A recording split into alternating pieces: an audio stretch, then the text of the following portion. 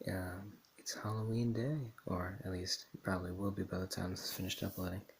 Sorry if it sounds a little weird. I'm kind of forgot how to do soft-spoken videos without them being ASMR. But anyway, so I had a promotion going for viewer-submitted creepypastas, but I didn't get any.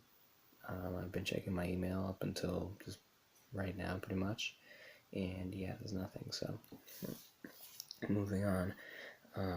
But I was considering making this all just one big video with just a whole bunch of stories, like a compilation, but I decided, why don't I just make each story its own video, separately, and then I'll just upload them all on Halloween. So here we go. Here's the first one, Ex Oblivion.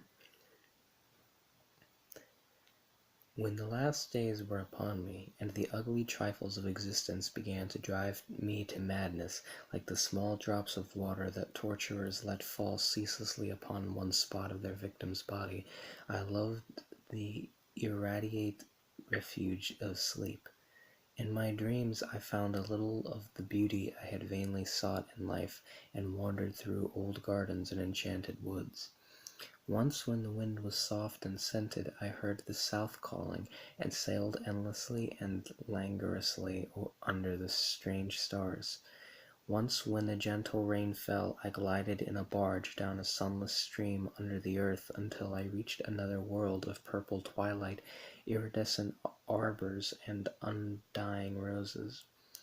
And once I walked through a golden valley that led to shadowy groves and ruins, and ended in a mighty wall green with antique vines and pierced by a little gate of bronze. Many times I walked through that valley, and longer would I pause in the spectral half-light where the giant trees squirmed and twisted grotesquely, and the gray ground stretched damply from trunk to trunk, sometimes disclosing the mold-stained stones of buried temples. And always the goal of my fancies was the mighty vine-grown wall with the little gate of bronze therein.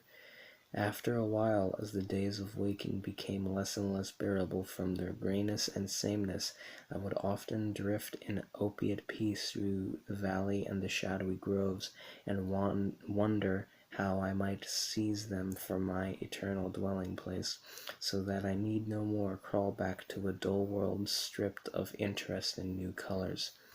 As I looked upon the little gate in the mighty wall, I felt that beyond it lay a dream country from which, once it was entered, there would be no return. So each night in sleep I strove to find the hidden latch of the gate in the ivied antique wall, though it was exceedingly well hidden. And I would tell myself that the realm beyond the wall was not more lasting merely, but more lovely and radiant as well. Then one night, in the dream city of Zacharion, I found a yellowed papyrus filled with the thoughts of dream sages who dwelt of old in that city, and who were too wise ever to be born in the waking world. Therein were written many things concerning the world of dream, and among them was lore of a golden valley and a sacred grove with temples, and a high wall pierced by a little bronze gate. When I saw this lore, I knew that it touched on the scenes I had taunted, and I therefore read long in the yellowed papyrus. Some of the dream sages wrote gorgeously of the wonders beyond the irrepassable gate, but others told of horror and disappointment. I knew not which to believe, yet longed more and more to cross forever into the unknown land, for doubt and secrecy are lure of lures, and no new horror can be more terrible than the daily torture of the commonplace.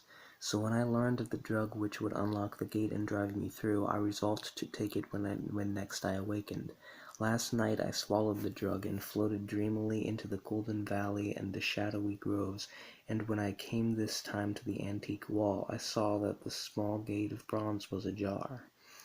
From beyond came a glow that weirdly lit the giant twisted trees and the tops of the buried temples, and I drifted on songfully, expectant of the glories of the land from whence I should never return. But as the gates swung wider and the sorcery of drug and realm pushed me through, I knew that all sights and glories were at an end, for in the new realm was neither land nor sea, but only the white void of unpeopled and illimitable space. So, happier than I had ever dared hoped to be, I dissolved again into that native infinity of crystal oblivion from which the demon life had called me for one brief and desolate hour.